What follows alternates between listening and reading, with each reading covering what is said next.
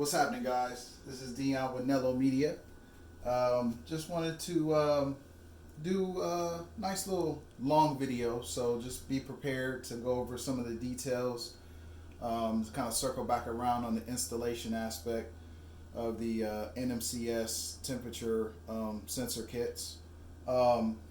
This is a custom case color that we created for one of our customers. This is copper. So we now have the ability to do various types of colors. So if there's a certain color, a certain theme in your build that you want, just kind of let us know and we can discuss the different options for the case colors. I wanted to take some time to kind of go over some of the details of the kit itself in terms of installation. As you can see here, this is what's called a multi 4-2 kit. So it would be 4 subs and 2 amplifiers. So you've got a total of 6 sensors here for your voice coils and 2 for the amplifiers themselves. This here is what would be a subwoofer sensor, and we've got a series of brackets here to allow you to attach the sensors to your subwoofer baskets. We've got a 90 degree here, we've got a 30 degree here, and we've got a flat bracket here. And basically this is so that you can have different options for essentially focusing the sensor itself into those cooling vents. It's important to try to get a line of sight for the end of the sensor on the actual voice coil itself.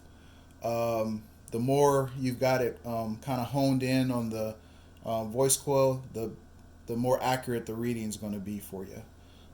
So essentially, if you were to use the 30 degree as an example, basically that would affix like that. So what you would do is you would put a small dab of, in my recommendation, epoxy here, and that's what would actually physically attach to your subwoofer basket. And then once you've determined what bracket you need to use, I would take a non-conductive epoxy, which is very important because you've got soldering joints here that you don't want to make contact and essentially ground each other out. So I would take a non-conductive epoxy or even a CA glue, if that's your preference, to affix the sensor to the actual bracket itself. So that's how the 30 degree would go. You've got the 90 degree. The 90 degree would be situated like this. And that would be there, and you see how it's coming right through the front of it. And then you also have the flat bracket option as well, which I'm actually using on my baskets. So it's kind of up to you to determine which one works best for you. I do request when you place an order to send pics of the of one of your baskets, so I can kind of assist you in determining which one of these bracket styles will work best in your application. If you do get one of these brackets, because I'm not in a position right now to send out, if I'm doing 4 subs, then that would essentially be 12 brackets if I sent every single one of these variants, and that's kind of wasteful in my opinion. So I like to send out one that we've kind of determined together that will work best for your application. And if for some reason that one doesn't work out well for you, feel free to reach back out to me, and we'll try to get you another one out that'll work a little bit better. These here are the amplifier sensors. So you would have a kind of a GoPro style mount. It's flexible, so you can kind of change the positioning a little bit. You would tighten down this little screw here to kind of lock it in place. And then you've got provisions here for mounting for your screws. So if you're mounting to a piece of wood or something like that, you've got the provisions in place to do that. The key is to find, before mounting this, probably just kind of run over the amplifier heat sink or even along the side to see what the highest temperature is you're getting on the amplifier itself. And then I would try to position this as closely to the amplifier as possible. It is a non-contact temperature sensor, so it's not designed to, touch the device that it's measuring, but it's always key to get it as close to the item, in this case an amplifier, as possible. And what that does is, if you've got back pressure or something like that, where your amplifiers are, obviously you'll get some ambient, temperature variances. And the closer you have this sensor to the actual heat sink, the less that that temperature is going to vary. So you want to kind of position this as closely as possible. Now, this sensor is a very high quality sensor. It is designed to work, believe it or not, up to 20 inches away, but that's pretty much with no, wind or turbulence in between the device that you're measuring. So try to get this as close as possible. That's really the key to it. You'll see that we've kind of changed up the wiring a little bit on the sensors.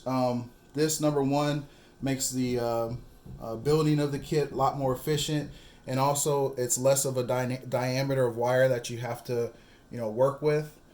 At the moment, I do have this distribution block right here where all of the sensors are attached to, and you can see you can actually pull each connector off. These can also be unscrewed right here. These are Phoenix connectors, but it is very, very, very important. Can't emphasize this enough to make sure that you put these back in the locations that they are right now.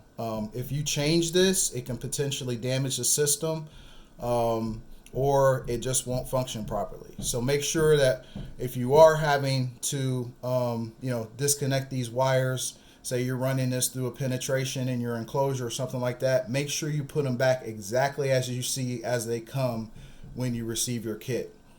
It doesn't matter what position these are plugged into along this distribution block, as long as they're in this orientation, which they really only go in that orientation. But it doesn't really matter position. Like, you could put speaker 1 down here, speaker 4 up here. The system's still going to read out on the screen the same way. So that doesn't change. The other thing too is these connections coming from the TX unit. So this is the unit that connects to the sensors. Be sure that these wires are in these locations here. We've got white, green, black, and red. And then I've also got a label underneath here to show you, just in case you have to disconnect it, exactly what position those wires need to go. Again, this is very critical, because if for some reason the positive and the negative get switched out, you know how it goes, it can definitely damage the system. So keep that in mind. Also, it's worth noting, do not make any modifications to the kit.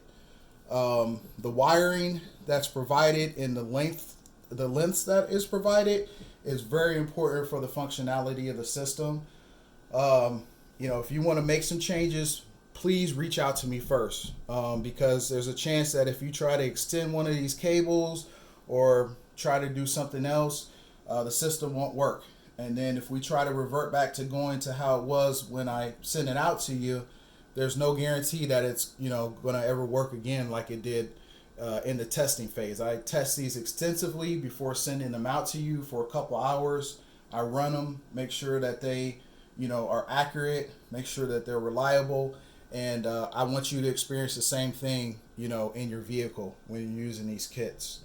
So what I'm going to do here is I'm just going to fire up the system. I've got a little power supply connected to it here, running 12 volts. The other thing is too, you don't have to connect this to your higher voltage supply in your system. So what I mean by that is this can connect to, say, a remote wire or a lower voltage aspect of that's in your vehicle. It doesn't draw very much current, so and the leads themselves, the gauge isn't very large. They do have the fuses on each one of the modules here. So yeah, just make sure like I say, you don't have to supply a ton of power to these things for them to work. reliably. So I'm going to fire up the system here, and you can see the display comes up there, and then immediately you start getting temperature readings. So of course you'd have speaker 1. In this case, this is a 4-2, so you've got speaker 1, speaker 2, speaker 3, speaker 4, amp 1, amp 2. So that's the ambient temperature right now of the room, and the orientation of the sensors kind of plays on that a little bit, because it depends upon what they're bouncing off of. Again, that's why it's so critical to get these focused in and honed in on whatever it is you're measuring, whether that be a voice coil or an amplifier. I'm going to do a quick little demonstration here with a heat gun to show you the response time and some of the temperature increases. So let me get this heat gun going. I'm going to put this on one of the sensors here so you can get an idea of the temperature that goes up here.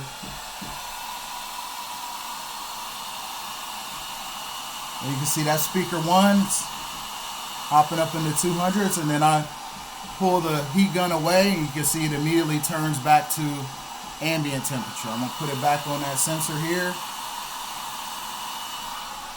and take it away. So it's very responsive. Same thing with the amplifier sensors. I'm going to hone this in. This is going to be amp 1. You see that temperature hops up, and then I take it away. You see it goes right back down. So these can measure up to 700 degrees Fahrenheit.